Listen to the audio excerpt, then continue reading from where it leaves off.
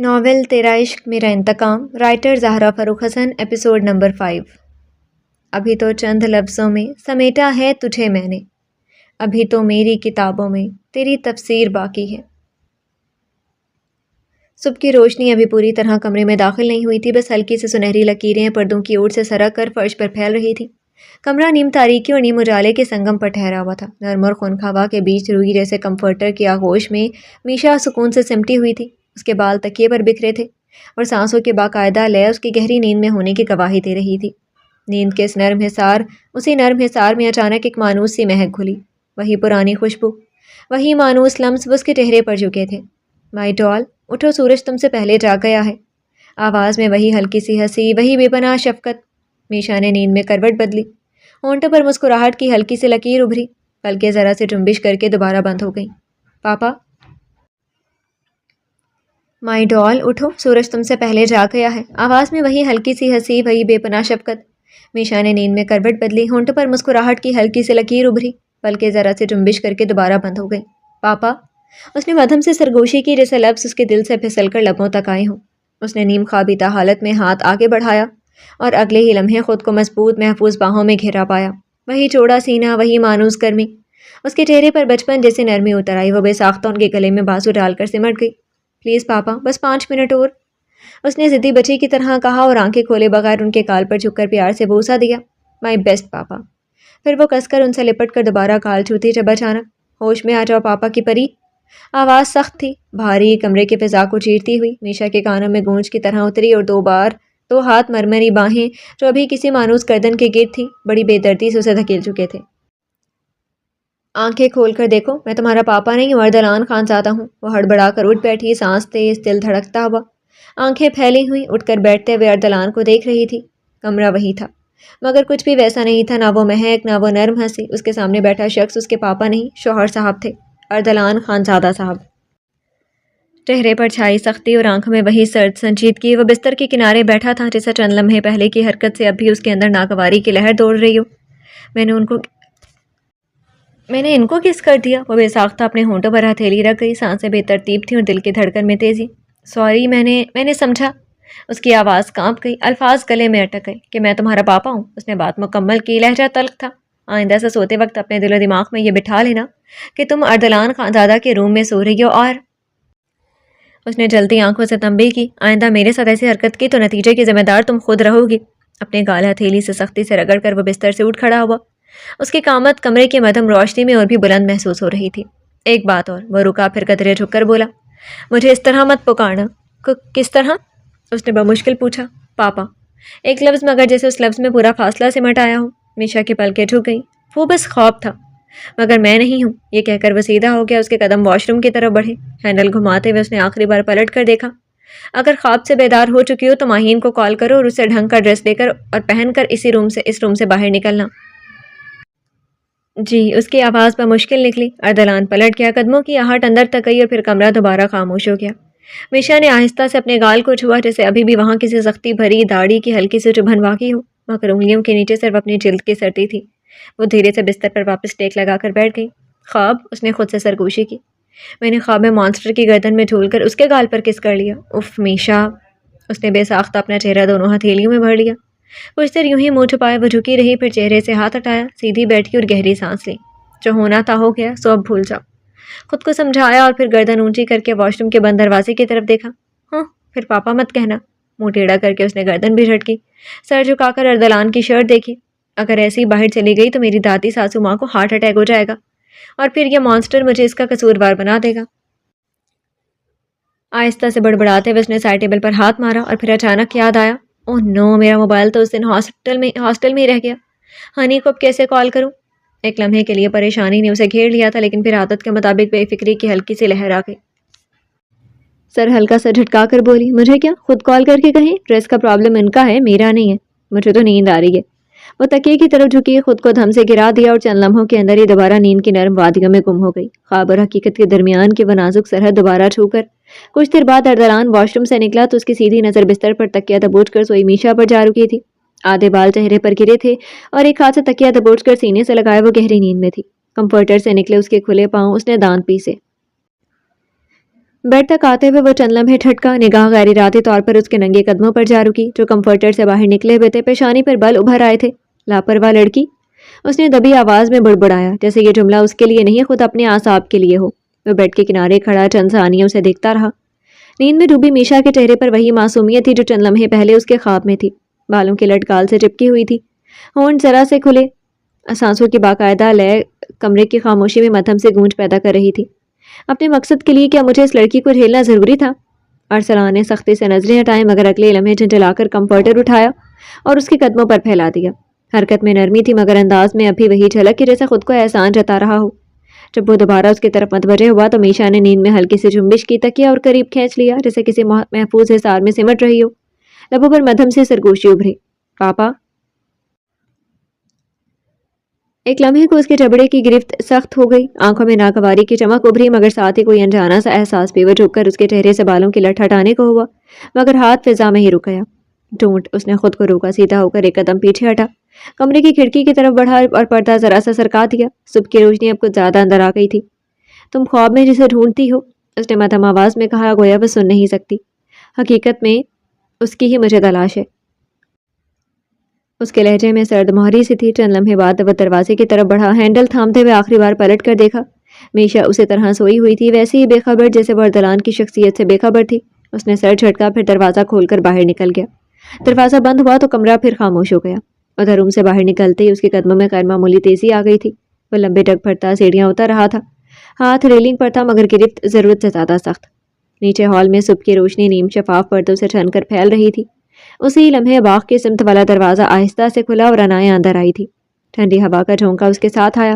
وہ ہمیشہ کی طرح سب سے پہلے جاگنے والی تھی، گھر میں سب سے پہلے سونے کی عادت اور سب سے پہلے اٹھ جانے کی بھی۔ وہ بھی دروازہ بند کر ہی رہی تھی کہ گہری آواز نے اسے چونکا دیا، عنایہ۔ وہ چونک کر پلٹی، جی پاپا۔ ہلکا سا تعجب اس کی آنکھوں میں آیا، مگر وہ فوراً سنبھل کر اس کے قریب آ گئی۔ ارسلان چند لمحے اسے دیکھتا رہا جیسے الفاظ ترتیب دے رہا ہو۔ چہرہ سنجیدہ تھا، جبڑا بھینچا ہوا۔ ایک کام کرو، ماہین سے کہو اپنے دوست کو جا کر جگا دے۔ عنایہ کی بھویں ہلکی سے سکڑ گئی۔ مشی، اس نے نرمی سے پوچھا، اگر وہ سو رہی ہے تو سونے دینا پاپا۔ ارسلان کی نگاہ یکدم سرد ہو گئی، جتنا کہا ہے اتنا کرو۔ آواز بلند نہیں ہوئی تھی، مگر لہجے کی کاٹ صاف محسوس ہوئی۔ بس اتنا ہی، مگر اس انداز میں کہ مزید کچھ کہنے کی گنجائش باقی نہ رہے۔ جی۔ عنایہ نے فوراً سر جھکا لیا اور سیڑھیوں کی طرف بڑھ گئی۔ ارسلان وہیں کھڑا رہا۔ ایک لمحے کو اس کے ذہن میں آیا کہ کہہ دے ماہین اسے کوئی مناسب سا لباس بھی دے دے، مگر لفظ حلق تک آ کر رک گئے۔ نہ جانے کیوں وہ یہ بات عنایہ سے کہنے میں وہ جھجک گیا۔ اس نے جھنجھلا کر سر جھٹکا جیسا خود پر ناراض ہو، اور تیز قدموں سے باہری دروازے کی طرف بڑھ گیا۔ دروازہ کھولا، ٹھنڈی ہوا چہرے سے ٹکرائی اور وہ باہر نکل گیا۔ دروازہ بند ہوتے ہی ہال میں پھر وہی صبح کی خاموشی اتر آئی تھی، مگر فضا میں اس کے مختصر مگر سخت حکم کی بازگشت ابھی باقی تھی۔ عنایہ ارسلان کے حکم کے مطابق کچھ دیر میں اس کے کمرے کے باہر کھڑی تھی، ماہین اس کے پیچھے تھی، ہاتھ میں ہینگر پر ٹنگا ہوا ڈریس سنبھالے۔ ارسلان نے نہیں کہا، مگر ماہین اپنی میشا کی عادتوں سے باخبر تھی۔ اسی وقت دونوں کی آنکھوں میں شرارت کی چمک بھی تھی اور ہلکی سی سنجیدگی بھی۔ آخر حکم اوپر سے آیا تھا۔ ماہین دروازے کے قریب پہنچ کر رکی۔ عنایہ نے ہینڈل آہستہ سے گھمایا اور دروازہ احتیاط سے کھول دیا۔ کمرے میں صبح کی روشنی اب پوری طرح پھیل چکی تھی، پردے ہلکی ہوا سے ہل رہے تھے۔ بیڈ پر میشا اسی طرح بے خبر سوئی ہوئی تھی، ایک ہاتھ تکیے کے نیچے، دوسرا ڈھیلا سا کنارے پر۔ عنایہ کے ہونٹوں پر مسکراہٹ پھیل گئی۔ وہ آہستہ آہستہ بیڈ کی طرف بڑھی، پھر اچانک گانے کے انداز میں بولی، اٹھو سونے والوں کہ میں آ گئی ہوں، خبر آپ کے شوہر کی میں لا رہی ہوں۔ اس کی آواز میں ایسی لے تھی کہ خود اسے بھی ہنسی آ گئی۔ اگلے لمحے اس نے ایک جھٹکے سے کمفرٹر کھینچ لیا۔ ٹھنڈی ہوا لگتے ہی میشا نے ناک سکوڑی، آنکھیں بند کیے سمٹنے کی کوشش کی، مگر تب تک دونوں کی نظریں اس پر جم چکی تھیں۔ او ہو، عنایہ نے سیٹی بجائی۔ ماہین نے فوراً اس کے سر پر ہلکی سے چپت ماری، بدتمیز، یہ کیا طریقہ ہے؟ لیکن خود اس کے لبوں پر بھی ہنسی تھی۔ اس نے ہینگر سائڈ ٹیبل پر رکھا اور میشا کو غور سے دیکھا۔ ڈھیلی آستینیں اس کے ہاتھوں سے آگے لٹک رہی تھی، کالر ذرا سا تیرچا تھا، بال بکھرے ہوئے، اور نیند میں اس کے چہرے پر وہی معصوم بے خبری۔ ممی جی کی باڈی اور پاپا کی شرٹ۔ عنایہ کی شرارت کی رگ پھڑک رہی تھی، اسے ایسی سونے کی عادت ہے، اسے عادت نہیں سوٹ وغیرہ میں سونے کی۔ ماہین نے ہلکی آواز میں کہا۔ عنایہ نے سر کھجلاتے ہوئے شرارتی انداز میں کہا، بٹ پاپا نے اسے یہ پہننے کیسے دیا؟ اس کی آواز میں معصوم حیرت تھی، مگر آنکھوں میں صاف چمک۔ میری پیاری میشو سے کوئی جیت نہیں سکتا، چاہے وہ پاپا ہی کیوں نہ ہو۔ ماہین کے ہونٹوں پر فخریہ مسکراہٹ آئی، یہ کہہ کر وہ دم سے میشا کے اوپر گر گئی۔ آہ! میشا نے اچانک چیخ ماری اور آنکھیں کھول دی۔ کیا؟ کون؟ آپ کی بیٹیاں ممی جان، عنایہ نے ہاتھ ہلا کر کہا۔ मीशा ने पलकें झपकाई, फिर इर्द गिर्द देखा, फिर अपने ऊपर बैठी माहीन को, फिर अपनी शर्ट को। अगले लम्हे वो सीधी होकर बैठ गई। मम्मी की 2-4 चपत खा कर ही तुम सुधरोगी, उसने खफकी दिखाने की कोशिश की, मगर आवाज़ में अभी भी नींद की सुस्ती थी। माहीन और अनाया जोर से हंस दी। तुम दोनों यहाँ कैसी आ गई? मीशा ने जमाई रोकते हुए दोनों के साथ कमरे पर भी निगाह दौड़ाई। अर्दलान कहीं नहीं था। हम नहीं आए, हमें भेजा गया है। अनाया ने बाजू बांधकर संजीदा बनने की अदाकारी की। किसने? मीशा ने बेदेहानी में पूछा, फिर खुद ही चौंक गई। किसने कहा होगा? माहीन ने भवें उठाई। पापा ने भेजा और आपके लिए ये ड्रेस लेकर हाजिर हुई हूँ। उसने हैंग किया हुआ ड्रेस उसकी गोद में रखा। मीशा का चेहरा एक लम्हे को संजीदा हुआ, फिर उसने जल्दी से नजरें चुरा ली। एक तो ये दुपट्टे वाले ड्रेस, वो कोफ्त का शिकार हुई थी। सांस लेना मुश्किल हो जाता है इनमें। ओहो, सांस लेने का मसला है, ये किसी की नजरें झुकवाने का। अनाया ने फौरन चुटकी ली और बेड के किनारे बैठकर टांगे हिलाने लगी। अनाया, माही ने तंबी की, मगर खुद भी हंसी ना रोक सकी। मीशा ने तकिया उठाकर अनाया की तरफ फेंका। ज़्यादा उड़ो मत तुम दोनों, सुबह सुबह मेरा दिमाग ख़राब करने आ गई हो। दिमाग ख़राब करने नहीं, संवारने आए हैं, अनाया ने बड़ी संजीदगी से कहा, फिर आहिस्ता से झुककर सरगोशी की। पापा ने ख़ास तौर पर कहा है कि मम्मी को तैयार करके नीचे लाना। ये सुनते ही मीशा के हाथ एक लम्हे को रुक गई। ख़ास तौर पर? उसने बेख्तियार पूछा। जी हाँ, ख़ास तौर पर, माही ने मानी खेज अंदाज में मुस्कुरा कर कहा, और कहा है कि कोई बहाना कबूल नहीं होगा। मीशा ने लब भींचे। तुम दोनों को मजाक के लिए आज मैं ही मिली हूँ। उसने तकिया उठा कर दोनों को बारी बारी मारा था। वो हंसते हंसते उसके पास गिरी। वैसे मिशी, ये बता, मॉन्स्टर ने रात डराया तो नहीं था? माही ने झुककर उसके कान में सरगोशी की। मीशा को रात की सारी बातें याद आ गईं, फिर सुबह की भी, और अपनी पागलों वाली हरकत। अर्दलान का सख्त रवैया। माही न अकेले होती तो ये बात कह भी देती, मगर अनाया के सामने झिझक महसूस हुई थी, इसलिए मुंह बनाकर बस इतना कहा, वो डराने वाली चीज़ हो भला, मगर मैं किसी से नहीं डरती। कांधे उचकाकर उसने ड्रेस उठाया, रोज़ पिंक का वो रेशमी कपड़ा, और फिर माहीन और अनाया को देखा। कोई शरारा, सूट या लहंगा हो तो बोला दो, आज वही पहन लेती हूँ। उसके ताऊ से कहने पर उन दोनों ने लबों को दांतों तले दबाया। दादी सा के चंद जोड़े रखे हुए, सहज कर खालिस गोल्ड और सिल्वर की कढ़ाई वाले, बोला दूँ? अनाया ने संजीदगी से पाँव हिलाए। मीशा ने चंद लम्हे उसे घूरा, फिर आहिस्ता से आंखें सुकेड़ी। अनाया, मैं अभी तुम्हारी शक्ल पर एक पंच लगा दूंगी। माहीन हंसी जब्त करते हुए फौरन बीच में आई। ये मजाक कर रही है मेरी अच्छी सी मीशू। उसने लाड से उसके गाल छुए। इतना भी जुल्म ना करो हम पर, वही पहन लो जो आया है। प्लीज़, नीचे सब इंतज़ार कर रहे होंगे। मुझे कोई शौक नहीं है रोज़ रोज़ दरबार लगाने का, मीशा ने मुँह बनाकर कहा। कल का गर्दन दर्द अभी नहीं गया। उसने मुजाहरे के तौर पर गर्दन दाएं बाएं घुमाई और हल्की सी सिसकारी भी ली। ओहो, वो गर्दन दर्द है, ये किसी की नज़रें ऊपर उठाने का असर। अनाया ने फौरन चुटकी ली। अनाया, माहीन ने उसे घूरा और मीशा का हाथ थाम लिया। बस कुछ दिन के बाद है, फिर हम दोनों शहर चले जाएंगे, सब कुछ नॉर्मल हो जाएगा, और मुझे छोड़कर चली जाओगी। अनाया ने फौरन होंठ बसूल लिए। तो तुम भी साथ चलना, मीशा ने बेसाख्ता कहा। माहीन अलबत्ता चुप रही थी। नानी सा नहीं जाने देंगी, अनाया ने आहिस्ता से जवाब दिया। उसके चेहरे पर शोखी की जगह एक हल्की सी संजीदगी आ गई। ये नानी सा कौन? मीशा ने दोनों को बारी बारी देखा। कल जो तुम्हें मिली थी वही, माहीन ने याद दिलाया। वो खड़ूसी ओल्ड लेडी जिसकी तेवरी यहाँ तक चढ़ी हुई थी।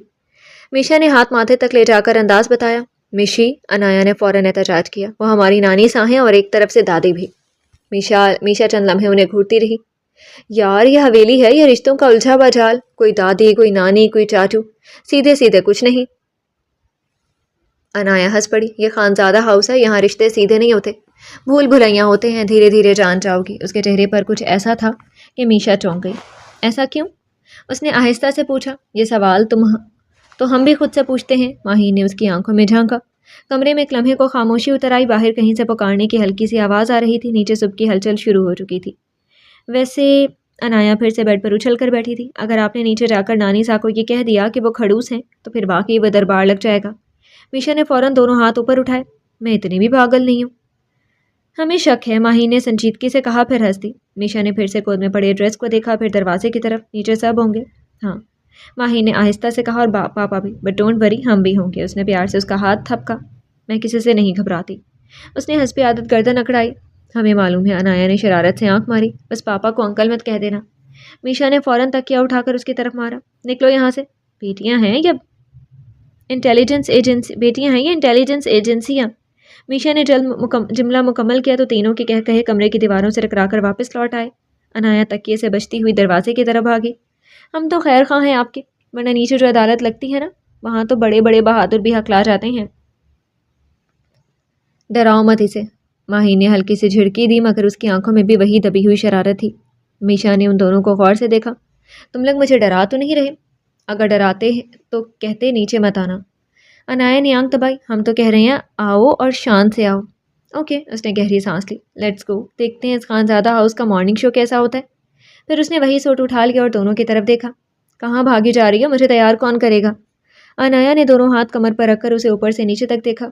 او ہو میڈم، کبھی احساس ہوا کہ تیار بھی ہونا ہے؟ میشا نے سوٹ ہوا میں ہلایا۔ بالکل، میں ایسے ہی نیچے نہیں جا سکتی۔ اگر واقعی دربار لگا ہوا ہے تو میری انٹری بھی شاہانہ ہونی چاہیے۔ ماہین ہنس دی۔ واہ، ابھی کہہ رہی تھی کسی سے نہیں گھبراتی اور اب تیاریوں کے بغیر قدم نہیں رکھیں گی۔ گھبراتی نہیں ہوں، امپریس کرنا چاہتی ہوں، فرق سمجھو۔ میشا نے گردن اکڑائی مگر اس کی آنکھوں میں ہلکی سی شرارت صاف دکھائی دے رہی تھی۔ وہ دونوں ہنستی ہوئی دوبارہ سے بیڈ کی طرف چلی آئی تھی۔ صبح کی روشنی اب پوری طرح پھیل چکی تھی۔ کچھ دیر پہلے کی نیند، خواب اور تلخی جیسے اس ہلکی سی شرارت میں تحلیل ہو گئے تھے۔ غیروں سے پوچھتی ہو طریقہ حیات نجات کا، اپنوں کی سازشوں سے پریشان زندگی۔ آسمان پر سورج پوری طرح بیدار ہو چکا تھا۔ سنہری کرنیں حویلی کی بلند فصیلوں سے ٹکرا کر صحن میں بکھر رہی تھی مگر رونق حویلی کے پچھلے حصے میں روشنی ہمیشہ کچھ مدھم ہی رہتی تھی، جیسے وہاں دن بھی آہستہ قدم رکھتا ہو، احتیاط سے، کسی راز کے احترام میں۔ مرکزی عمارت سے ذرا فاصلے پر کھڑی وہ پرانی عمارت الگ تھلگ سے لگتی تھی۔ سرخ اینٹوں کی دیواروں پر سبز بیلیں اس طرح لپٹی تھی جیسے برسوں سے کسی خاموش کہانی کی نگہبانی کر رہی ہوں۔ اونچی لمبی کھڑکیاں اکثر بند رہتی، ان کی شیشوں پر جمی ہلکی گرد اس بات کی گواہ تھی کہ ادھر کم ہی کسی کا آنا جانا ہوتا ہے۔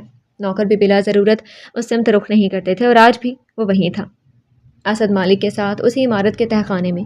تہخانے کو جاتی سیڑھیاں روشن اور سیدھی تھیں، ہر قدم کے ساتھ ہوا میں ٹھنڈک بڑھتی جاتی تھی اور اوپر کی روشنی پیچھے رہتی جاتی تھی۔ نیچے پہنچ کر ایک بھاری آہنی دروازہ کھلتا تھا جس کے پار ایک کشادہ ہال پھیلا ہوا تھا۔ ایک جانب مکمل gym setup, treadmill, weight stack, punching bag, bench press اور ایک دیوار پر لگا قدادم آئینہ۔ دوسری طرف چند کرسیاں اور ایک مضبوط لکڑی کی میز جس پر فائلوں کا چھوٹا سا ڈھیر اور ایک لیپ ٹاپ بند پڑا تھا۔ چھت سے لٹکتا فانوس ہلکی پیلی روشنی بکھیر رہا تھا مگر جم کے حصے میں نصب سفید لائٹس پوری آب و تاب سے جل رہی تھیں۔ لوہے کے سلاخوں اور وزن کے پلیٹوں سے اٹھتی دھات کے مخصوص بو فضا میں رچی ہوئی تھی۔ ارسلان خانزادہ بینچ پریس پر لیٹا ہوا تھا، باربیل اس کے ہاتھوں میں تھی، بازوؤں کی رگیں ابھری ہوئی تھیں، جبڑا بھینچا ہوا اسد اس کے سرہانے کھڑا سپورٹ دے رہا تھا۔ 1 2 3 باہر اوپر گیا، نیچے آیا، پھر دوبارہ اوپر۔ آخری ریپ پر اردلان نے دان بھینچے اور پوری قوت سے وزن اٹھایا۔ سٹینڈ پر بار رکھتے ہی وہ اٹھ بیٹھا، ماتھے پر پسینہ چمک رہا تھا مگر سانسیں بے قابو تھیں۔ کیا یہ ٹھیک رہے گا؟ اسد کی بھاری آواز جم کی گونج میں پھیلی تھی۔ اردلان نے تولیہ اٹھا کر گردن کے پچھلے حصے پر پھیرا، نظریں آئینے میں اپنی ہی پرچھائی پر جمی تھیں۔ ابھی کسی کو خبر نہیں ہوئی کہ اردلان خانزادہ کی شادی میشا جیلانی سے کب ہوئی ہے۔ آئینے میں اس کی آنکھیں سرد تھیں، بے تاثر حساب کرتی ہوئی۔ اسد نے ویٹس ریک میں سے ڈمبل اٹھاتے اور شولڈر پریس شروع کر دیا۔ تو پھر خبر کیسے ہوگی؟ اردلان ٹریڈ مل پر چڑھ گیا، مشین آن کی، رفتار آہستہ سے تیز ہونے لگی۔ اس کی مستقل آواز کمرے میں سرگوشی کی طرح پھیل گئی۔ تم نے نکاح والے دن چند فوٹوز لی تھی؟ اس نے سیدھا سامنے دیکھتے ہوئے کہا۔ ہاں لی تھی، وہ فوٹوز وائرل کروانی ہیں۔ ایک لمحے کو خاموشی چھا گئی، صرف ٹریڈ مل کی رفتار اور پنچنگ بیگ کی ہلکی جنبش۔ ولیمے تک رکھی جائیں، اسد نے احتیاط سے کہا۔ اردلان نے رفتار مزید بڑھا دی، اب وہ دوڑ رہا تھا، سانسیں تیز مگر آواز پہلے جیسی مستحکم۔ تم سے مشورہ نہیں مانگا، فوٹوز پوسٹ کر دو۔ اسد نے ایک نظر ڈال کر لاپرواہی سے کہا۔ جی وہی فارمیلٹی والی فوٹوز نا؟ ٹریڈ مل بند ہوئی، اردلان نیچے اترا، سیدھا اسد کے سامنے آ کھڑا ہوا، قد اونچا، آنکھیں یخ۔ تم کچھ زیادہ نہیں بولنے لگے ہو؟ لہجہ نرم نہیں تھا، دھمکی بھی نہیں مگر واضح تھا کہ حد میں رہو۔ جی میں۔ اسد نے جلدی سے ڈمبل اٹھایا مگر اردلان کی نظریں اس پر جمی رہیں۔ ابھی کر دیتا ہوں۔ اس نے نظریں جھکا لی اور موبائل نکال لیا، انگلیاں تیزی سے اسکرین پر چلنے لگی۔ لیکن کیا اب تک اس شخص کو نہیں پتا ہوگا؟ سوال فضا میں معلق رہ گیا۔ اردلان نے تولیہ کندھے پر ڈالا، پنچنگ بیگ کو بھرپور کھونسا مارا، بیگ زنجیر سے جھولتا ہوا پیچھے گیا اور پھر واپس اپنی جگہ پر آ ٹھہرا۔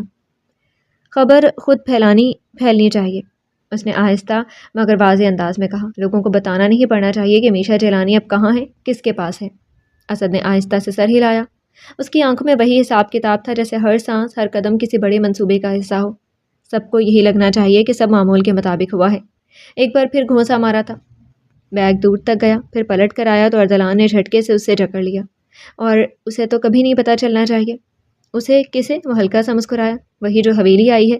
اس نے جان بوجھ کر میشا کا نام نہیں لیا۔ حویلی تو کل آپ کی بیٹی آئی تھی، اور کون؟ اسد کی آواز میں بلا کی بے پرواہی تھی۔ انگلیاں موبائل پر مسلسل حرکت میں تھی۔ اردلان کے ہونٹ بھنج گئے۔ اگلے لمحے اس نے پنچنگ بیگ کو بری قوت سے گھما کر اسد کی طرف دھکیلا۔ بھاری بیگ سیدھا اسد کے منہ پر لگا۔ وہ پیچھے کی طرف لڑکھڑایا، توازن کھویا اور زمین پر گر گیا۔ چند لمحے صرف زنجیر کی چرچراہٹ اور بھاری سانسوں کی آواز۔ اردلان آہستہ قدموں سے اس کے قریب آیا۔ اس نے جھک کر فرش پر گرے اسد کو دیکھا۔ اب پتہ چلا میں کس کے بارے میں بات کر رہا تھا؟ اسد نے ہونٹ کے کنارے سے خون صاف کیا، انگلیوں پر سرخی دیکھ کر ایک لمحے کو منہ بنایا، پھر اوپر دیکھا۔ ہاں پتہ چل گیا، اس نے ناک سکوڑتے ہوئے کہا۔ اردلان صاحب کی بیوی صاحبہ۔ لہجے میں خفگی بھی تھی، شکوہ بھی۔ وہ اٹھنے کی کوشش کرتے ہوئے بڑبڑایا، ایک دن ایسے ہی پیار سے گولی بھی مار دیجیے گا۔ اس کی آنکھوں میں لمحے بھر کو سچ مچ کا احتجاج جھلکا، ناراض، منہ پھلائے ہوئے، جیسے کوئی بچہ ڈانٹ کھا کر بھی بڑوں سے الجھنے کی ہمت نہ چھوڑ دے۔ اردلان نے اسے چند سیکنڈ تک غور سے دیکھا۔ اس نظر میں نہ مکمل غصہ تھا، نہ مکمل نرمی۔ کبھی کبھی تم جب بہت بولتے ہو۔ اس نے گھٹنوں پر ایک ہاتھ رکھ کر دوسرا ہاتھ بڑھایا، اور میں لوگوں کو یاد دلانا جانتا ہوں کہ وہ کس سے بات کر رہے ہیں۔ اس نے اسد کا بازو دبوچا۔ وہ آہستہ سے اٹھ کر بیٹھ گیا، کمر سیدھی کی، مگر نظریں ابھی پوری طرح بلند نہ کر سکا۔ میں نے بس مذاق کیا تھا۔ میرے معاملات مذاق نہیں ہوتے۔ اردلان سیدھا ہوا، تولیہ کندھے پر ڈالا، چند قدم پیچھے ہٹ کر پنچنگ بیگ کو ہلکا سا دھکا دیا۔ فوٹوز پوسٹ کرو، کیپشن سادہ رکھنا۔ وہ رکا، ایسے لگے جیسے سب کچھ عام سا ہے، قدرتی۔ اسد نے موبائل دوبارہ آن کیا۔ جی باس۔ اردلان نے آخری بار اس کی طرف دیکھا۔ اور آئندہ میری بیوی کے بارے میں زبان سنبھال کر۔ لفظوں میں ملکیت صاف جھلک رہی تھی، حق جتانے والی نہیں، قبضہ جمانے والی۔ اسد نے ہلکی سے مسکراہٹ دبا لی۔ جی سمجھ گیا۔ اردلان نے ایک لمحہ اسے دیکھا، پھر اچانک ہاتھ بڑھا کر اسے بازو سے پکڑا اور ایک ہی جھٹکے میں کھڑا کر دیا۔ گرفت مضبوط تھی، مگر اس بار اس میں غصہ نہیں تھا۔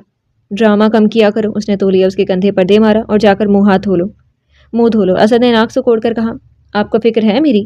اردلان نے ایک پل کو نظریں ہٹائیں، جیسے سوال خیر ضروری ہو۔ پھر وہ میز کی طرف کیا اور فرسٹ ایڈ باکس اٹھایا اور واپس آ کر اسد کے سامنے رکھ دیا۔ بیٹھو۔ لہجہ حکم والا تھا، مگر حرکت مختلف۔ اسد بیٹھ گیا۔ اردلان نے روئی پر اینٹی سیپٹک لگایا اور اس کے ہونٹ کے کٹے حصے پر دبا دیا۔ آہستہ، انسان کا بچہ ہوں۔ لگتے تو نہیں ہو۔ آواز بھلے سخت تھی، مگر انگلیوں کے دباؤ میں نرمی آ گئی تھی۔ ہاں آپ جیسا ہی لگتا ہوں، بس کلر کم کر دیں۔ وہ بھی باز آنے والا نہیں تھا۔ وہ اس بار چپ ہی رہا۔ چند سیکنڈ تک خاموشی رہی۔ تہہ خانے کی سفید روشنی میں دونوں کے سائے دیوار پر ایک ساتھ دکھائی دے رہے تھے۔ تم کبھی کبھی بہت بولتے ہو اسد، اردلان نے روئی پھینکتے ہوئے کہا، لیکن اپنے ہوں اس لیے زندہ ہو۔ اسد نے چونک کر اس کی طرف دیکھا۔ یہ محبت کا اظہار تھا یا دھمکی؟ دونوں کی آنکھیں ایک دوسرے سے ٹکرائیں۔ چند لمحے دونوں خاموش رہے، تبھی بھاری دروازہ ہلکے سے چرچرا کر کھلا۔ کیا میں اندر آ سکتا ہوں؟ آواز میں بناوٹی سی شائستگی تھی، جیسے اجازت مانگنا محض رسم ہو۔ اسد نے فوراً گردن موڑی۔ سیڑھیوں کے دہانے پر کھڑا شخص مسکرا رہا تھا، اونچا، لمبا، سرخ و سفید رنگت والا، سائرہ خانم کا نواسا۔ وہ روحان خان زادہ تھا، اردلان کا چچا زاد، اس کا پھپھی زاد۔ ہلکی مسکراہٹ، آنکھوں میں وہی مستقل چمک جو اکثر نیت سے زیادہ ذہانت کا اظہار کرتی تھی۔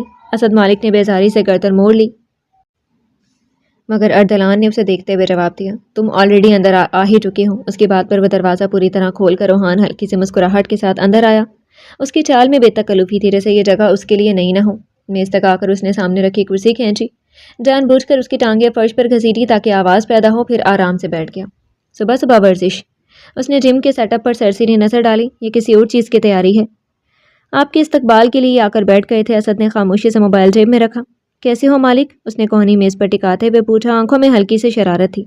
مالک نے آہستہ سے نظریں اٹھائیں، نگاہ سیدھی اس کی آنکھوں میں گاڑی۔ جتنا ہونا چاہیے اتنا ہوں، لیکن… وہ رکا۔ میرا نام اسد ہے۔ روحان زور سے ہنس دیا۔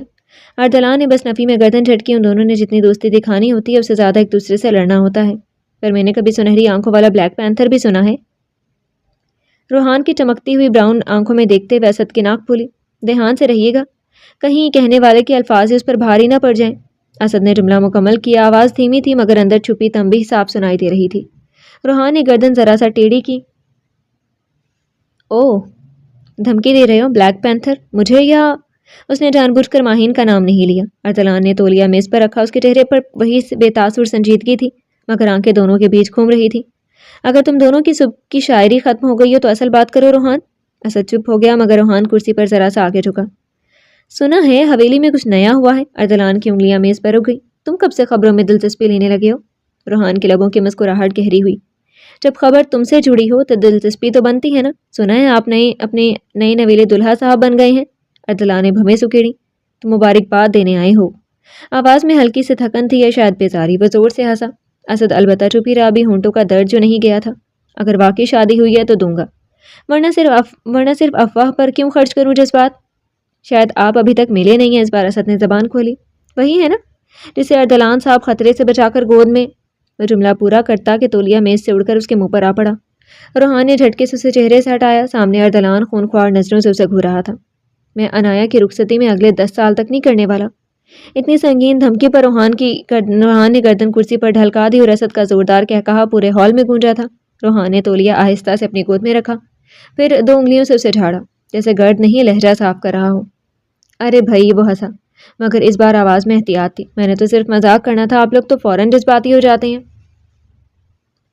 یہاں تمہارے مذاق سے لے کر جذبات تک کی کوئی اہمیت نہیں ہے. ارسلان کی آنکھوں میں ہلکی سی چمک ابھری، خطرناک اور مطمئن. اس میں کیا شک ہے؟ وہ رکا. مجھے یہ نکاح کے وقت سے معلوم تھا کہ ظالم سسر کے ہوتے ہوئے میری کیا مجال کہ بیوی پر ایک نگاہ ڈالوں. بہت اچھے. ارسلان نے مسکراہٹ میں ہونٹ پھیلائے. کم از کم تمہیں اپنے حدوں کا اندازہ تو ہے. لہجہ نرم تھا مگر الفاظ میں دھاڑ تھی. روحان نے گردن ذرا سا جھکائی جیسے دانت کو بول کر رہا ہوں. اندازہ تو ہمیشہ سے تھا کزن، بس کبھی کبھی یاد دلانا پڑتا تھا، خود کو بھی اور دوسروں کو بھی. اسد نے کرسی کی پشت سے ٹیک لگائی، زخمی ہونٹ پر زبان پھیری اور ہلکی سے سیٹی بجائی. آپ دونوں کا یہ تہذیبی مکالمہ ختم ہو گیا ہو تو اصل ایجنڈا بھی ڈسکس کر لیں. ارسلان نے نظر بھر کر اسے دیکھا. ایجنڈا تمہیں کب سے بتائے جانے لگے؟ جب سے فوٹوز اپلوڈ کی ہیں باس. اسد نے موبائل بلایا. ریئیکشن آنا شروع ہو گیا. کچھ مبارکبادیں، کچھ سوالات اور کچھ ایسے لوگ بھی آن لائن آ گئے ہیں جو عام دنوں میں نظر نہیں آتے. مثلاً؟ روحان کی آنکھوں میں دلچسپی کی چمک ابھری. اسد نے سیدھا جواب نہیں دیا. مثلاً وہ جو سمجھتے تھے کہ باس کی شادی ممکن ہی نہیں تھی. کمرے میں ایک لمحے کی خاموشی چھا گئی. پھر ارسلان اچانک مڑا، اچانک کھڑا ہوا، میز پر رکھی پانی کی بوتل اٹھائی اور بغیر پوچھے روحان کی طرف بڑھا دی. لو پیو. لہجہ نرم تھا. غیر متوقع طور پر روحان نے ابرو اٹھائے مگر بوتل لے لی. اتنی مہمان نوازی. تم داماد ہو؟ ارسلان کے ہونٹوں پر ہلکی سی مسکراہٹ آئی. پھر اس نے آہستہ سے اضافہ کیا، اور داماد کو ہمیشہ قریب رکھنا چاہیے، نظر کے سامنے. لفظوں میں بظاہر اپنائیت تھی مگر معنی تہدار. ہاں، جب داماد کو بلی کا بکرا بنانا ہو تو اس شیر کے بچے کو چھوڑ کر ہی مجھے قریب کیا جاتا ہے. روحان نے بے نیازی سے کہہ کر ایک گھونٹ لیا. نظریں ارسلان پر جمائے رکھی تھی. بولا، بولو کیا کرنا ہے. بوتل رکھ کر وہ سیدھے ہو کر بیٹھ گیا. کچھ خاص نہیں، بس 1-2 انفارمیشن نکلوانی ہے. اس لیے زبردستی مجھے انٹیلیجنس ایجنسی میں گھسنے کے لیے فورس کیا تھا نا؟ روحان سنجیدہ بھی تھا اور منہ بھی بنایا ہوا تھا.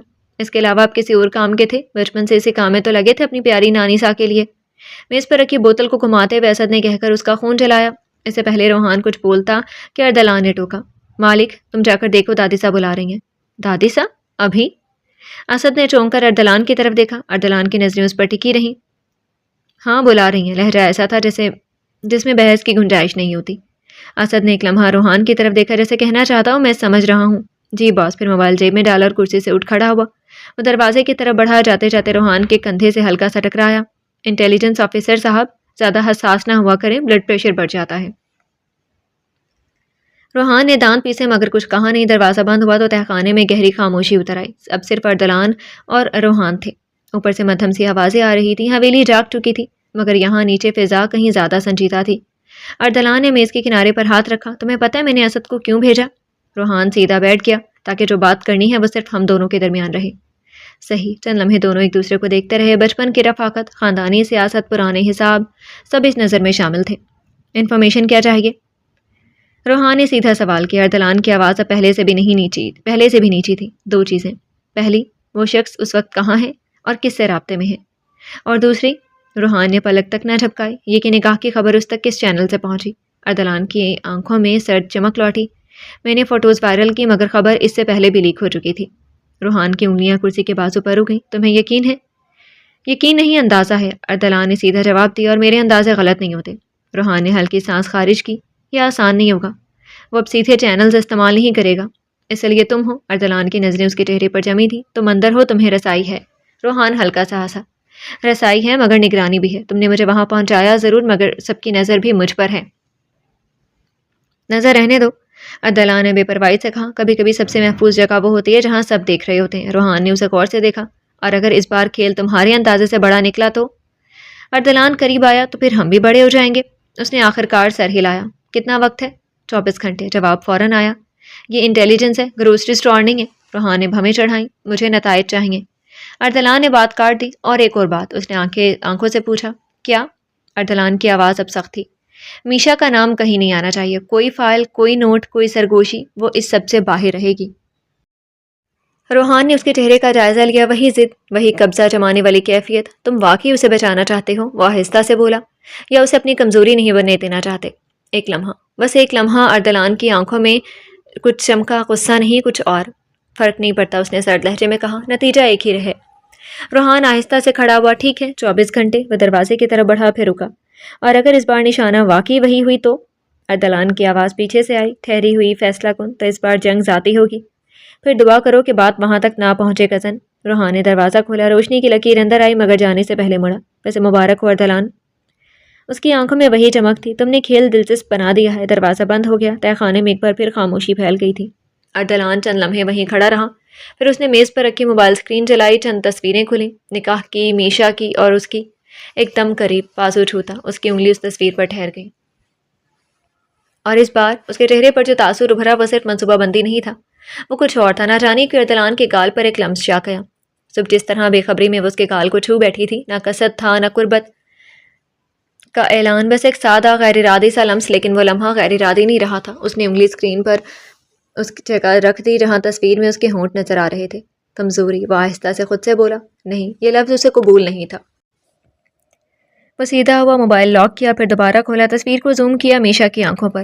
تم اس کھیل کا حصہ نہیں ہو۔ اس کی آواز بہت مدھم تھی، اور کوئی تمہیں بنائے گا بھی نہیں۔ مگر اندر کہیں ایک اور آواز تھی جو سوال کر رہی تھی، اگر وہ خود بن جائے تو؟ وہ ایک قدم پیچھے ہٹا، جیسے اپنی ہی خیال سے فاصلہ بنا رہا ہو۔ تہہ خانے کی ٹھنڈی دیوار سے ٹیک لگائی اور آنکھیں بند کر لی تھی۔ قاتل کو کوئی قتل کے آداب سکھائے، دستار کے ہوتے ہوئے سر کاٹ رہا ہے۔ رونق حویلی کی وسیع ڈائننگ ہال میں صبح کی روشنی بڑے شیشوں سے ٹھن کر اندر آ رہی تھی۔ لمبی میز پر ناشتہ سجا تھا اور چائے کی بھاپ فضا میں ہلکی سی گرمی گھول رہی تھی۔ وہ تینوں ایک ساتھ بیٹھی تھی۔ عنایا کے ہاتھ میں اپنا موبائل تھا تو ماہین حسب معمول میشا کے ساتھ دھیمی دھیمی آواز میں بات کر رہی تھی۔ اور میشا روز پنک کلر کے ڈریس میں کچھ پریشان سی، کچھ جھنجھلائی سی تھی۔ اس کا دوپٹہ بار بار کندھے سے سرک رہا تھا جسے وہ کوفت اور بیزاری سے درست کر لیتی، مگر دھیان ماہین کی باتوں میں لگایا ہوا تھا۔ تبھی صوفیہ خانم ادھر آتی دکھائی دی تو عنایا نے جھٹ سے موبائل ٹیبل پر رکھ کر پلیٹ اس طرح کھسکایا کہ وہ چھپ گیا۔ دادی ساکن سب کا موبائل چلانا اچھا خاصا غصہ دلا دیتا تھا۔ پھر سیدھے شکایت اردلان سے ہو جاتی، اور اگر یہ شکایت سنجیدگی اختیار کر گئی تو موبائل ہاتھ سے جانا طے پایا جائے گا۔ وہ آہستہ آہستہ چلتی آ رہی تھی۔ میشا نے گردن اٹھا کر انہیں دیکھا۔ ہلکے کریم رنگ کے لباس میں ملبوس، سر پر نفاست سے اوڑھا دوپٹہ، آنکھوں میں وہی پرانی تیزی جو بظاہر شفقت میں لپٹی رہتی مگر سب کی حرکات و سکنات پر نظر رکھتی۔ اردلان اور اسد نہیں آیا ابھی تک؟ ٹیبل کے اطراف میں نگاہ دوڑاتے ہوئے ان کے پیشانی پر بل پڑے۔ جی نہیں، ابھی تک نہیں آئے، ہمارے پیٹ میں چوہے دوڑ رہے ہیں۔ عنایا نے میز پر نظر دوڑاتے ہوئے پیٹ پر ہاتھ پھیرا، کیونکہ وہ سب سے پہلے اٹھتی تھی، بھوک بھی لگ جاتی تھی، لیکن آج دادی سا کا حکم تھا کہ اردلان کے ساتھ ناشتہ ہوگا، تب تک بھوکی بیٹھی تھی۔ میشا اور ماہی نے بھی انواع و اقسام کے ناشتے پر نظر دوڑاتی، پر اب تک کھانا نصیب نہیں ہوا تھا۔ ایک تو یہ اردلان، صوفیہ خانم نے سر جھٹک کر میشا کی طرف دیکھا۔ ان کا دیکھنا تھا کہ میشا نے مسکراہٹ میں ہونٹ پھیلا کر بڑی معصومیت سے پوچھا، دادی صاحب میں یہ سب کھا سکتی ہوں؟ نہیں دلہن ہوں نا؟ اپنی ہیزل آنکھیں بھی چمکائیں انہوں نے آہستہ سے سر نفی میں ہلایا۔ بس دلہن کچھ دیر رک جاؤ، وہ ہلکی آواز میں بولی۔ دادی صاحب کیا یہ بھی کوئی رسم ہے کہ میں اپنی فرسٹ مارننگ سسرال میں بھوکی رہوں؟ وہ منہ بنا کر بولی، اور ماہین نے اس کا ہاتھ زور سے دبایا، مگر صوفیہ خانم نے برا مانے بغیر نرمی سے کہا، اے بیٹا ہم ایسے ظالم نہیں کہ تمہیں بھوکا رکھیں، مگر شوہر کا انتظار کر لو گی تو اسے بھی اچھا لگے گا۔ ان سب چھوٹی چھوٹی باتوں کا خیال رکھنے سے محبت بھی بڑھے گی۔ تفصیلات سمجھا کر وہ بھی کرسی کھینچ کر بیٹھ گئی۔ مانسٹر سے محبت بڑھا کر مجھے اپنی جان نہیں گنوانی۔ وہ ماہین کے کان میں گھسی اور اس کے منہ سے ہنسی کا فوارہ چھوٹا۔ دادی صاحب نے تیز نظر اس پر ڈالی۔ ہی کرتی رہو گی یا باپ کی پرواہ بھی کبھی کرو گی؟ اٹھو جا کر بلا لاؤ اسے۔ ان کے حکم پر ماہین نے بیچارہ سے منہ بنا لیا۔ مجھے کیا معلوم وہ کہاں ہے؟ اٹھ جاؤ، سیدھے سے وہیں ہوگا، وہیں جم میں۔ ان کے جل کر جم کہنے پر عنایا نے سر جھکا کے ہنسی دبائی۔ میشا نے بس بھویں اچکائیں اور ماہین نے منہ بسورا۔ میں وہاں نہیں جاؤں گی، ڈر لگتا ہے، بھوتیا حویلی لگتی ہے پوری۔ شرم کرو، اپنے گھر کو بھوتوں کا گھر کہہ رہی ہوں۔ وہ برا مان گئی۔ انی کو بھیجتے ہیں۔ اس نے پھر بھی احتجاج کیا۔ مجھے نہیں جانا۔ عنایا نے سرے سے انکار کیا تھا، ادھر جانے سے اسے ہمیشہ سے ہی پرہیز رہتا تھا۔ صوفیہ خانم نے اصرار بھی نہیں کرنا تھا، لیکن ماہین کو پھر سے ڈپٹا۔ اٹھو جا کر بلا لاؤ۔ دادی صاحب وہ ٹھنکی۔ ہنی میں ساتھ چلوں؟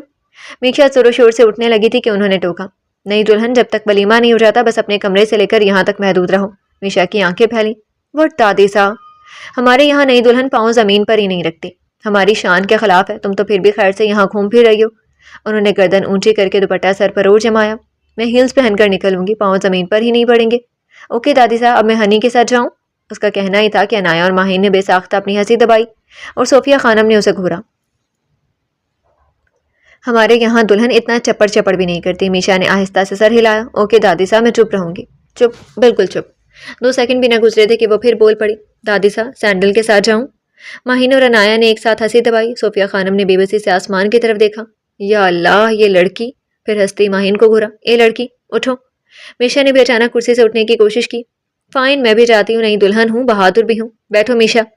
صوفیہ خانم نے پھر ٹوک دیا۔ کہا نا ولیمے تک تمہارا آنا جانا محدود رہے گا۔ جو انہوں نے سخت گھوری بھی دی تو وہ چپ سے ہو کر بیٹھ گئی۔ ابھی تک یہیں ہو تم؟ میشا کی طرف سے اطمینان ہوا تو ماہین کو گھورا۔ اپنے گھر سے کوئی ڈرتا ہے بھلا؟ نہ جانے کہاں سے یہ ڈرپوک ہو گئی ہے اتنی۔ ماہین کی بزدلی سے وہ خود پریشان رہتی تھی۔ میں کہاں ڈرپوک ہوں، اس چم میں اندھیرا ہی اتنا ہوتا ہے کہ دن بھی ڈر جائے، اوپر سے وہ بلیک پینتھر۔ اس نے جان بوجھ کر لفظ پر زور دیا۔ بس، انہوں نے آنکھیں دکھائیں۔ اسد کو کچھ کہا تو مجھ سے برا کوئی نہیں ہوگا۔ وہی تو سگا ہے نا آپ کا۔ ماہین نے زیر لب بڑبڑایا، پھر فوراً منہ پر ہاتھ رکھ لیا۔ دادی صاحب کی نظر اس پر پڑی تو وہ فوراً سیدھی کھڑی ہو گئی۔ میرا مطلب ہے میں جا رہی ہوں۔ وہ دروازے کی طرف بڑھی تو پیچھے سے آواز آئی، اور سن، سیدھے بلا کر لانا، کوئی تماشا نہیں۔ ماہین نے گردن موڑے بغیر ہاتھ ہلایا، پھر تیز تیز قدم اٹھاتی ہوئی وہ حویلی کے دوسرے حصے کی طرف آ گئی۔ ادھر سے سارا خانم کا حصہ شروع ہوتا تھا، پھر مڑ کر پیچھے کی طرف جانا پڑتا تھا جس کے پچھلے حصے میں اردلان کا مخصوص تہہ خانہ موجود تھا۔ ماہین کو ادھر ہمیشہ سے بہت خوف محسوس ہوتا تھا۔ باغ کی طرف جاتے ہوئے اس نے ارد گرد نظریں دوڑائیں، لمبے درخت، پرانی دیواریں اور وہی مانوس سی خاموشی جو ہر قدم کے ساتھ دل کی دھڑکن کو تیز کر دیتی تھی۔ اللہ خیر، اس نے خود کو دلاسا دیا، بس آواز دے کر بھاگ آؤں گی۔ وہ بھی چند قدم ہی اندر گئی تھی کہ پیچھے سے بھاری آواز آئی، یہاں کیا کر رہی ہو؟ ماہین کی چیخ حلق میں ہی اٹک گئی تھی۔ اگلی لمحے اسے احساس ہوا کہ یہ تو وہی آواز ہے جس سے اس کی کبھی نہیں بننے والی تھی۔ وہ پلٹی۔ اسد مالک تیوری چڑھائے سامنے کھڑا تھا۔ پاپا کو بول دیں کہ دادی صاحب بلا رہی ہیں۔ تیزی سے پیغام دے کر پلٹ جاتی کہ وہ اس سے بھی تیزی سے بولا، تمہارا نوکر نہیں ہو، خود جا کر بول دو۔ اس کے لہجے میں وہی روکھا پن تھا جو ہمیشہ ماہین کو تپا دیتا تھا۔ اس نے گھبراہٹ کو ضبط کرتے ہوئے گردن اونچی کی۔ میں اندر نہیں جا رہی، تمہیں کہاں ہے نا، بس بلا دو۔ اور میں نے کہا میں نہیں بلا رہا۔ اسد نے بازو سینے پر باندھ دیے۔ سیاہ شرٹ میں وہ واقعی بہت ہینڈسم لگ رہا تھا۔ اس کی کھلتی ہوئی سانولی رنگت میں غضب کی کشش تھی، مگر ماہین کو بلیک پینتھر ہی لگتا۔ ذرا سا کام کر دیں گے تو کیا ہو جائے گا؟ وہ اپنی چھوٹی سی ناک سکیڑ کر بولی، یہ کہو تمہیں ڈر لگتا ہے؟ اس کی آنکھوں میں ہلکی سی چمک آئی تھی۔ مجھے؟ ماہین فوراً تڑپی۔ میں کیوں ڈروں گی؟ یہ تم لوگوں کا جم ہے، ڈرنے کی کیا بات ہے؟ پھر جاؤ نا اندر۔ اس نے دروازے کی طرف اشارہ کیا۔ ماہین نے ایک نظر اس نعیم تاریک راہداری پر ڈالی جہاں سے ٹھنڈی ہوا کا جھونکا آ رہا تھا۔ دل واقعی دھڑک رہا تھا مگر زبان باز نہ آئی۔ تم جان بوجھ کر مجھے چڑھاتے ہو۔ اسد ایک قدم آگے بڑھا، اور تم جان بوجھ کر چڑھتی ہو، ڈرتی ہو۔ میں نہیں ڈرتی۔ وہ ضد میں 2 قدم آگے بڑھی تھی مگر اگلی لمحے اندر سے کسی دھاتی چیز گرنے کی آواز آئی تھی۔ ٹھک۔ ماہین کا چہرہ زرد پڑ گیا۔ اس نے فوراً اسد کی آستین پکڑ لی۔ یہ کیا تھا؟ اسد نے وہ مشکل ہنسی روکی۔ ہوا سے کچھ گرا ہوگا یا شاید وہ ذرا سا رک کر اس کے قریب ہو۔ بھوت تمہارے پیچھے ہے۔ اسد! وہ تقریباً چینخ اٹھی اور اس کے بازو سے لپٹ گئی۔ ایک لمحے کو وقت جیسے ٹھہر گیا تھا۔ اسد ساکت کھڑا رہ گیا۔ اسے شاید توقع تھی کہ وہ پیچھے ہٹے گی، بھاگے گی یا اسے برا بھلا کہے گی، مگر یوں بے اختیار اس کے ساتھ چمٹ جائے گی یہ نہیں سوچا تھا۔ ماہین کی انگلیاں اس کی آستین میں یوں پیوست تھیں جیسے وہی واحد سہارا ہو۔ اس کا ماتھا اس کے بازو سے لگا ہوا تھا اور سانسیں بے ترتیب تھیں۔ اسد نے ہلکی سے گردن جھکا کر اسے دیکھا۔ تم نہیں ڈرتی تھی نا؟ اس کی آواز اب پہلے جیسی چھیڑنے والی نہیں تھی، کچھ نرم، کچھ دبی ہوئی۔ ماہین کو جیسے ہوش آیا تھا۔ اس نے فوراً خود کو الگ کیا، 2 قدم پیچھے ہٹی اور دوپٹہ سنبھالا۔ میں نہیں ڈری، وہ جھنجھلا کر بولی مگر گالوں کی سرخی اس کی تردید کر رہی تھی۔ اسے لمحے تہ خانے کے دروازے کے اندر سے قدموں کی آہٹ آئی۔ اسد تیزی سے 2 قدم پیچھے کھسک گیا تھا۔ دروازہ ذرا سا کھلا اور اردلان باہر آیا۔ اس کی نگاہ ایک لمحے کو دونوں پر ٹھہری، ماہین کی گھبراہٹ، اسد کی لاتعلقی۔ کیا ہوا؟ اس کی آواز سنجیدہ تھی۔ ماہین فوراً سیدھی کھڑی ہو گئی۔ کچھ نہیں، وہ دادی صاحب بلا رہی ہیں آپ کو ناشتے کے لیے۔ پیغام دے کر وہ خامخواہ مسکرائی بھی، ذرا ڈری سی، ذرا گھبرائی اور معصوم سی۔ اردلان کی آنکھوں میں لمحے بھر کو نرمی سی آئی۔ اچھا؟ اردلان نے اسد کی طرف نظر ڈالی، پھر ماہین سے کہا، چلو ہم آ رہے ہیں، اور تم؟ اس کی آواز ہلکی سے نرم ہوئی۔ ڈرا مت کرو خود کو، یہ تمہارا ہی گھر ہے۔ میں ڈر تو نہیں رہی تھی، اس نے دھیرے سے صفائی دی اور اردلان نے سر جھٹکا۔ آ جاؤ اسد، اسے حکم دے کر وہ سیدھا چلنے لگا۔ ماہین اس کے ہم قدم ہو گئی مگر اسد ان دونوں سے 2 قدم کے فاصلے پر چلتا پیچھے تھا۔ جب وہ لوگ حویلی کے اندر آئے تو ادھر ڈائننگ ہال میں صوفیہ خانم اپنی نشست پر باوقار بیٹھی تھی. میشا کبھی دروازے کی طرف دیکھتی کبھی پلیٹ کی طرف. عنایا بھی منتظر تھی. دروازے پر پہلے ماہین دکھائی دی, اس کے پیچھے اردلان اور سب سے پیچھے اسد مالک. میشا کی نظریں بے اختیار اردلان پر جا ٹھہری. دل کی دھڑکنیں واقعی تیز ہوئیں, بھوک سے نہیں کسی اور وجہ سے. صبح کی حرکت یاد آتے ہی تیزی سے گال پر ہاتھ رکھ کر تھوڑا جھک کر بیٹھ گئی تھی. ماہین تیز تیز چلتی اس کے بغل والی کرسی پر بیٹھتی کہ دادی سا نے ٹوک دیا. اردلان بیٹھے گا ادھر. ساتھ ہی آنکھیں بھی دکھائی تھیں. وہ سر ہلا کر دوسری کرسی کھینچ کر بیٹھ گئی. صوفیہ خانم نے اطمینان کا سانس لیا, پھر اردلان کی طرف دیکھا. آ گئے آخرکار, اب بیٹھو اپنی دلہن کے پاس. اردلان نے بس ایک سرسری سے نظر دادی صاحب پر ڈالی, جیسے یہ جملہ اس کے لیے کوئی خاص معنی نہ رکھتا ہو. بغیر کچھ کہے کرسی کھینچ کر بیٹھ گیا, مگر انداز ایسا کہ گویا وہ کسی رسمی میٹنگ میں شریک ہو, نہ کہ اپنی نئی نویلی دلہن کے برابر. میشا آدی کو ناشتہ دو, دادی صاحب نے بڑے پیار سے اس سے کہا تو اس نے گردن حیرت سے اونچی کی. بٹ دادی صاحب, مجھے لگا آپ مسٹر انکل سے کہیں گے مجھے بریک فاسٹ سرو کرے. ڈنر ٹائم تو یہی رسم تھی. اس کے اچانک بات پر ٹیبل پر ایک لمحے کو مکمل خاموشی چھا گئی. اردلان نے آہستہ سے پلکیں اٹھا کر اسے ناگواری سے دیکھا. ماہی نے فوراً چمچ منہ تک لے جا کر ہنسی چھپائی. عنایا نے نیچے سر جھکا لیا. اسد کے ہونٹوں پر ہلکی سی لکیر ابھری, مگر اس نے نظریں جھکا لی. پر صوفیہ خانم کا دل کہا اپنا سر پیٹے یا ایسے معصوم بہو کا. ہر رسم کا اپنا وقت ہوتا ہے بیٹا. ڈنر کی رسم الگ تھی, صبح کے آداب الگ ہوتے ہیں. میشا نے معصومیت سے آنکھیں چپکائیں. اوہ, سو مارننگ پروٹوکول چینج ہو جاتا ہے. تم بس خود پر دھیان دو. اردلان نے تندی سے بول کر اپنی پلیٹ کھسکائی اور خود ہی ناشتہ نکالنے لگا. وہ تو دوں گی ہی, وہ ہلکے سے بولی اور پلیٹ میں اپنی پسند کا ناشتہ نکالنے لگی تھی کہ نگاہیں صوفیہ خانم کی آنکھوں سے ٹکرائیں. یہ میری دادی ساس, اس نے بیچاری سے شکل بنائی اور ٹوسٹ اٹھا کر اردلان کی پلیٹ میں رکھ دیے. یہ لے مسٹر انکل. اسد کی کھانسی نکل گئی. ماہی نے فوراً پانی کا گلاس اٹھا لیا تاکہ ہنسی نہ پھوٹ پڑے. اردلان نے کپ رکھتے ہوئے بس اتنا کہا, میرا نام اردلان ہے. نظروں میں جو تپش تھی میشا گھبرا گئی. جی, تیزی سے سر گھما کر وہ اپنی پلیٹ پر جھک گئی. پاس بیٹھی ماہین اور عنایا کی ہنسی سب کو صاف سنائی دے رہی تھی. چپ چاپ سے ناشتہ کرو, اب کسی کی آواز نہ آئے. اردلان کی سخت آواز پر ہنسی ہی نہیں مسکراہٹ بھی گم ہو گئی. ماہین نے عنایا کی طرف دیکھا, مگر اس بار دونوں نے سر نیچے کر لی. اسد نے بھی سیدھا ہو کر بیٹھنا مناسب سمجھا. صوفیہ خانم کی پیشانی پر ہلکی سی شکن آئی, مگر انہوں نے کچھ نہ کہا. شاید وہ سمجھ رہی تھی کہ یہ معاملہ خود ہی سنبھلنے دینا بہتر ہے. ڈائننگ ہال میں روشنی بدستور پھیلی ہوئی تھی, مگر اب فضا میں وہ ہلکی سی شوخی نہیں تھی جو چند منٹ پہلے تھی. ناشتہ جاری رہا, مگر دو کرسیوں کے درمیان ایک خاموش لکیر کھنچ چکی تھی جسے کسی نے نام نہیں دیا, مگر سب نے محسوس ضرور کی تھی. فلک میں آگ لگ جاتی جو دونوں روبرو ہوتے. غروب شمس لازم تھا طلوع چاند سے پہلے. شام کے آسمان پر سرخ اور سنہری بادل پھیل چکے تھے. سورج کی آخری کرنیں بلند عمارتوں کی شیشوں پر جھلملاتی ہوئی زمین پر گر رہی تھی, جیسے شہر پر آگ اور سونا ایک ساتھ بکھر گیا ہو. ہواؤں میں نمک اور دھول کی خوشبو کھل رہی تھی اور سڑکوں پر ٹریفک کی ہلکی ہلچل شام کے سکون کو توڑتی محسوس ہوتی تھی. اسی شہر کی ایک جانب بلند اور جدید عمارتیں آسمان کی طرف سرک رہی تھیں. ان کی شیشے چھت کی روشنی کو منعکس کر کے نیلے اور سنہری رنگ کی چھوٹی لہریں بناتے تھے.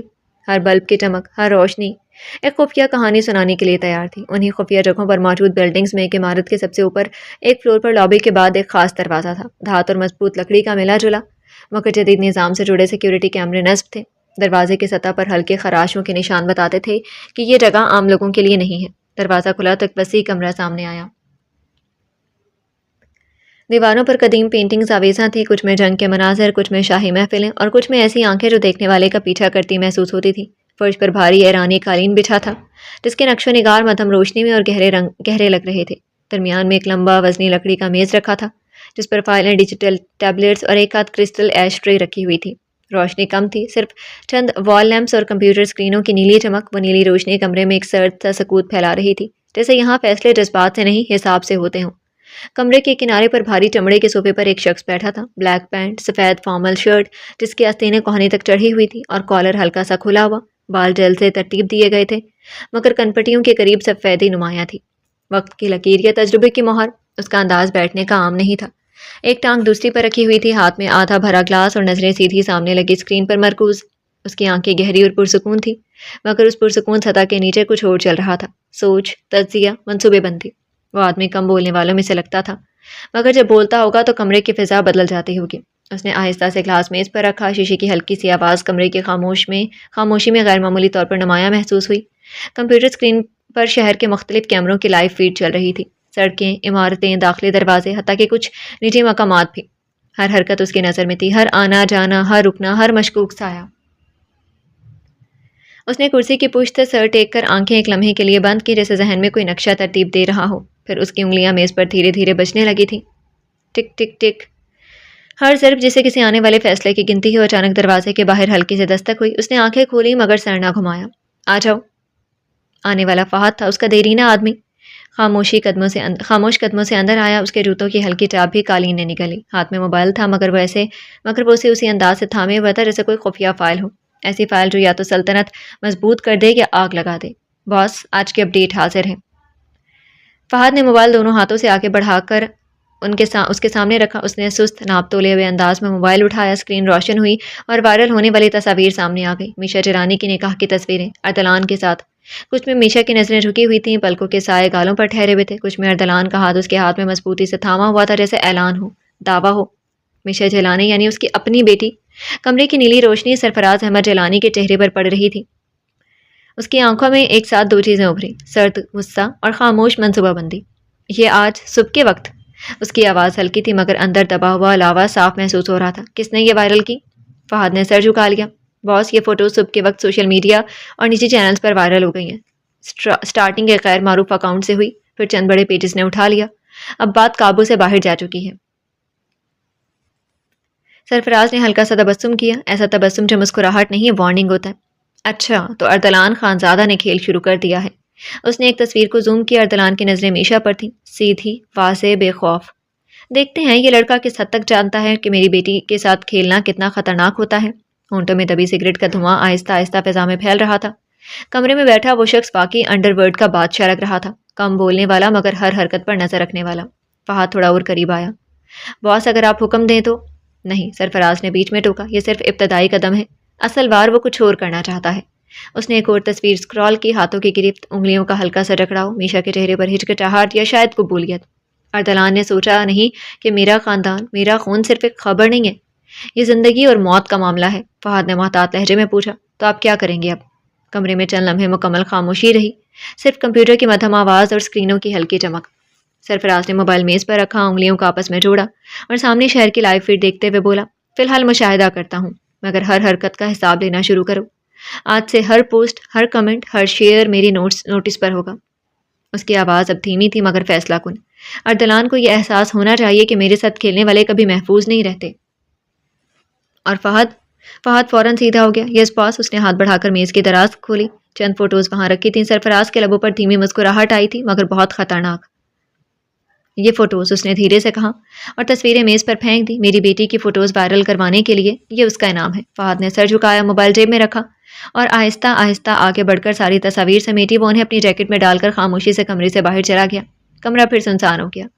سرفراز اپنی جگہ سے اٹھا کمپیوٹر کے سامنے آ بیٹھا۔ اس نے ایک اور تصویر پر کلک کیا، اسکرین بدل گئی۔ اب سامنے خانزادہ خاندان کی درجنوں تصاویر تھیں، تقریبات، محفلیں، خاندانی یادیں، مشترکہ مسکراہٹیں۔ اس نے ایک تصویر پر زوم کیا، دور شہوار، خوبصورتی کی مثال، وقار سے کھڑی آنکھوں میں گہرائی، چہرے پر سکون جو مکمل نہ تھا۔ اردلان اس کے قریب کھڑا تھا، فاصلہ موجود تھا مگر بے تعلقی نہیں۔ سرفراز کی نظریں تصویر پر جم گئی۔ کچھ رشتے کبھی نہیں ٹوٹتے، اس نے آہستہ سے کہا، نہ زور سے نہ دل سے۔ وہ لمحہ مکمل خاموشی میں ڈھل گیا۔ نیلی روشنی، سگریٹ کا دھواں اور اسکرین پر زوم کی گئی تصویر، سب کچھ ایک سرد، خاموش اور بے رحم منصوبے کی جھلک دے رہا تھا۔ اس نے دھیرے سے سگریٹ سے دھواں چھوڑا اور کمپیوٹر کی اسکرین پر نظر جمائی، جیسے اردلان کی ہر حرکت پہلے سے معلوم ہو۔ یہ کھیل ابھی شروع ہوا ہے اور میں ہمیشہ تم سے ایک قدم آگے رہوں گا۔